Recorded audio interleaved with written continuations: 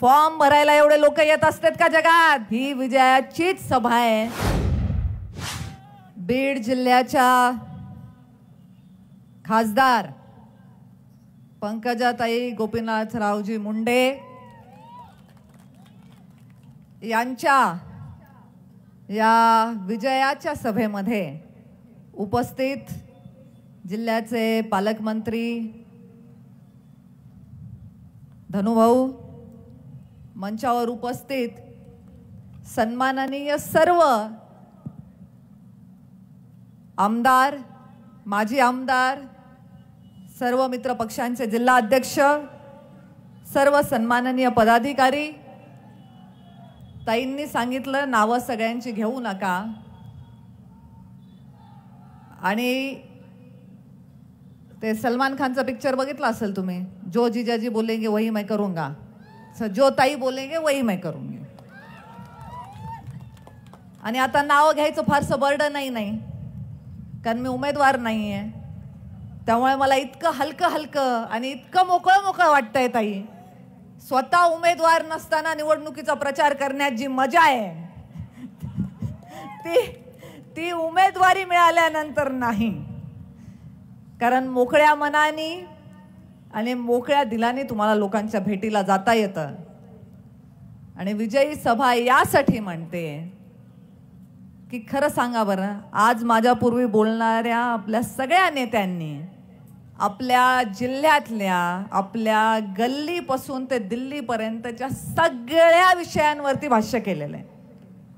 मी तुम्हाला पुन्हा काही वेगळं सांगण्याची गरज आहे का?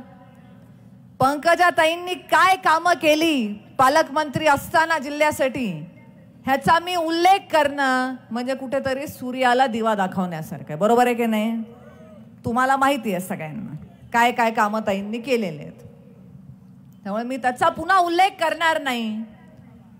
आणि मला खरं सांगा, मनापासून तुमच्या हृदयावर हात ठेवून सांगा, तुम्हाला ही बीड लोकसभेची निवडणूक, भारत देश हा जगामध्ये तिसरी अर्थ महासत्ता होतोय, ह्याच्यासाठी मतदान करायचंय का?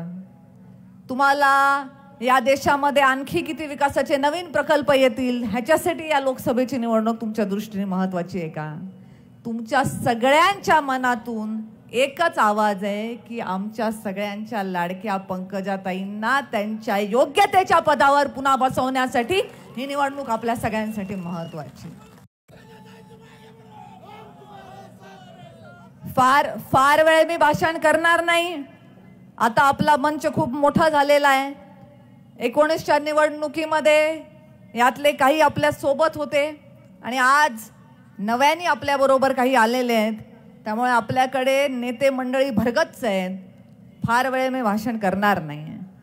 मला तुम्हाला विचारायचं आहे, आज केवळ बीड जिल्ह्यातून नाही तर बाहेरच्या जिल्ह्यातून, पुण्यातून, नाशिकमधून, बुलढाण्यामधून अनेक ठिकाणून लोक आलेले आहेत, ह्याला फॉर्म भरायची सभा म्हणतात का?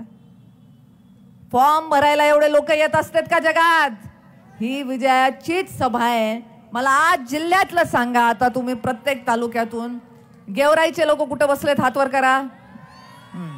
माजलगाव, आष्टी, पाटोदा, शिरूर, धारूर, वडवणी, आंबेजोगाई, परळी आणि बीड, तुमच्यापैकी केज राहिलं, केज केज केज कुठे आहे बाबा? केज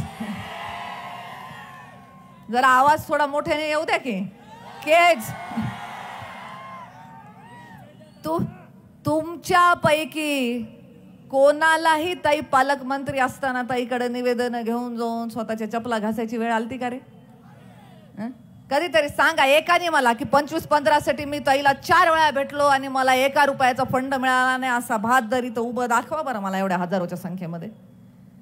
एका तालुक्यातल्या माणसाने मला की आम्हाला ताईंना फार विनंती करावी लागली, प्रत्येक तालुक्याला, प्रत्येक गावाला, प्रत्येक वस्तीला, प्रत्येक वाडीला ताईंनी बोलव विकासासाठी निधी दिलेला आहे। पण आज ताईंनी आपल्यासाठी जे केलं त्याची परतफेड करण्याची वेळ आहे। आपली झोळी फाटेल एवढं बीड जिल्ह्याच्या विकासासाठी पंकजाताईंनी योगदान दिलेलं आहे. आज आपल्या सगळ्यांना केवळ एका मताच्या रूपाने ताईंनी केलेल्या कामाची परतफेड करायची आहे आणि ती करण्यामध्ये आपण कोणीही कमी पडू नये अशी मी विनंती या निमित्ताने करणार आहे. फार काही बोलायचं नाही, विरोधकांवर टीका करायची नाही, पण हे तेच मैदान आहे माने कॉम्प्लेक्सचं जिथे 2019 मधलं मी माझं पहिलं ज्याला आपण दबंग खरं म्हणता येईल असं भाषण केलं होतं. आजही मला कोणावर टीका करायची नाही आहे. फक्त एवढंच सांगते की गावागावांनी सुरुवातीला जेव्हा मी जायचे माझ्या दौऱ्यांमध्ये कार्यक्रमांमध्ये तेव्हा लोक विचारायचे पंकजताई आलेत का पंकजताई. मग कोणतरी म्हणायचं नाही नाही नाही साहेबांची बारकी आली बारकी. आता 2019 मध्ये साहेबांच्या बारकीने मोठा पराभव केलेला आहे. आता मोठ्या ताईंची निवडणूक आहे, मग पराभव पण कसा झाला पाहिजे विरोधकाचा मोठा झाला पाहिजे, ताईंना शोभेल असा, ताईंच्या नेतृत्वाच्या उंचीला शोभेल एवढ्या मताधिक्याची लीड आपण सर्वांनी देणं अपेक्षित आहे.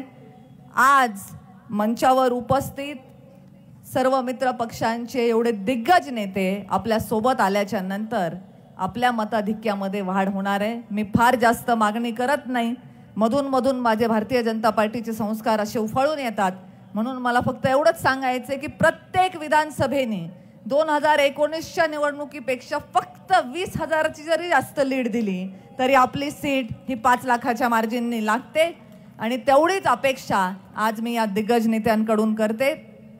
आणि माझी आपल्या सर्व कार्यकर्त्यांना एक कळकळीची विनंती आहे, आपला उमेदवार सक्षम आहे, अतिशय मोठ्या उंचीचं नेतृत्व आहे आणि म्हणून ताई तर सहज निवडून येणारच आहेत. म्हणून आपण कोणी हातपाय गाळून न बसता आपले पूर्ण प्रयत्न 100% प्रयत्न करून ताईंना त्यांना त्यांच्या नावाला आणि आपल्या बीड जिल्ह्याच्या नावाला शोभेल असं मताधिक्य देऊन आपण सर्वांनी दिल्लीत पाठवावं एवढी विनंती या निमित्ताने करते. आणि डॉक्टर असल्या कारणाने तुमची नसही मला कळते, खूप वेळ झालेला आहे, त्यामुळे जास्तीचा वेळ न घेता आता आपण सर्व धनुभाऊ आणि पंकजाताई या दोघांचेही विचार ऐकण्यासाठी उत्सुक आहोत.